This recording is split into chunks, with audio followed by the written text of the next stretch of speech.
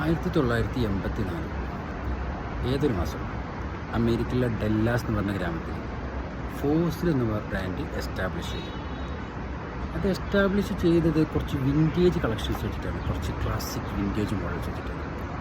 അങ്ങനെ അത് കസ്റ്റമറുടെ ഇടയിൽ ഭയങ്കരമായിട്ട് അട്രാക്റ്റീവായി, അത് ഭയങ്കരമായിട്ടാണ് കസ്റ്റമർക്ക് ഇഷ്ടപ്പെടാൻ തുടങ്ങി.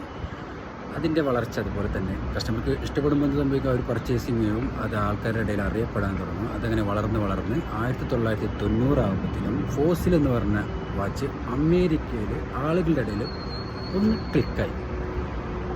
പിന്നീട് 1990 ശേഷം 1993 തന്നെ ആ സമയത്ത് ഫോസിൽ വാച്ച് എന്ത് സ്റ്റോക്ക് മാർക്കറ്റിൽ ലിസ്റ്റ് ചെയ്യപ്പെട്ടു. അപ്പോൾ ഇൻ്റർനാഷണൽ ലെവലിൽ അവരുടെ വാല്യൂ വർദ്ധിച്ചു. അതിൻ്റെ ഇടയിൽ ഒരുപാട് ഡിസൈൻസ്, ഒരുപാട് വെറൈറ്റി ഡിസൈൻസ് അവർ ഓൾറെഡി മാർക്കറ്റിൽ ഇൻട്രൊഡ്യൂസ് ചെയ്ത് കഴിഞ്ഞു. കസ്റ്റമറുടെ ഇടയിൽ ഒരു തരംഗം തന്നെ സൃഷ്ടിച്ചു കഴിഞ്ഞു. അങ്ങനെ ഓരോ വാച്ചിൻ്റെ അപ്ഡേഷനനുസരിച്ചിട്ട്, കാലഘട്ടത്തിനനുസരിച്ചിട്ട് ഫോസിൽ എന്ന ബ്രാൻഡ് വളർന്നു. 2010 സ്മാർട്ട് ഫോൺസൊക്കെ ഒരുപാട് കസ്റ്റമറുടെ ഇടയിൽ അല്ലെങ്കിൽ മാർക്കറ്റിൽ അത്രയും സ്വാധീനം ചെലുത്തുന്ന സമയത്ത് ഫോസിൽ വാച്ച് 2010 അവരുടെ സ്മാർട്ട് വാച്ചും ഇൻട്രൊഡ്യൂസ് ചെയ്തു.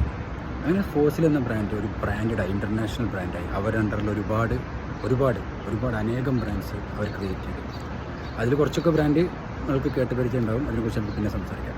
പിന്നെ നമുക്ക് എല്ലാവർക്കും ഉള്ളൊരു ഡൗട്ടുണ്ട്, എന്ത് ഫോസിൽ എന്നതൊരു വാച്ച് മേക്കിംഗ് കമ്പനിയാണ്, അതൊരു ഗുഡ് ക്വാളിറ്റി വാച്ചാണ്, അത് ആർക്കൊക്കെ അക്സെപ്റ്റ് ചെയ്യാൻ പറ്റും, അത് മേടിച്ചിട്ടുണ്ടെങ്കിൽ നമ്മുടെ മണി വെർത്താണ്, നമ്മൾ മേടിച്ചതിന് മുടക്കിയ പൈസയ്ക്ക് അത് വെർത്ത്ഫുള്ളാണ് എന്നുള്ളൊരു ഡൗട്ടും കാര്യങ്ങളൊക്കെ നിങ്ങൾക്ക് എല്ലാവർക്കും ഉണ്ടായിരിക്കും.